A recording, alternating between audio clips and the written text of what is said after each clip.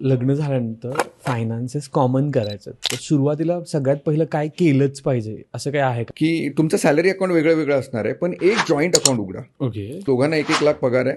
तुम्ही ठरवलं की मला 30-30 हजार रुपये मी माझ्या पर्सनल अकाउंटला ठेवेन, पण 70-70 हजार रुपये आपण ह्या अकाउंटला ठेवूया. खर्च करताना ह्याच अकाउंटमधून करा. ओके. लक्झरी आणि नीड ह्याच्यामधला फरक कळेल.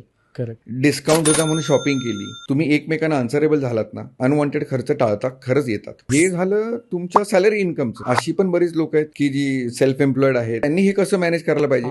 तर तुम्ही तुमचे एनव्हलप्स बनवून ठेवा. एनव्हलप म्हणजे तुम्हाला माहिती आहे महिन्याला दुधाला 2,000 रुपये लागतात, हो. महिन्याला लाईटचं बिल 2,500-3,000 रुपये येतं. ह्या सगळ्यांचे एनव्हलप बनवून ठेवा. ओके. तुम्हाला कळेल आता किती पैसे शिल्लक राहत आहेत. मग ते सेव्हिंगवर फोकस करू शकतात. नक्कीच. तुम्हाला ते त्या दृष्टीनेच इन्व्हेस्टमेंटकडे पण बघायला लागेल. करेक्ट. मग त्या अमाऊंटमध्ये तुम्ही थोड्याफार अमाऊंटच्या तरी इन्व्हेस्टमेंट सुरू करा.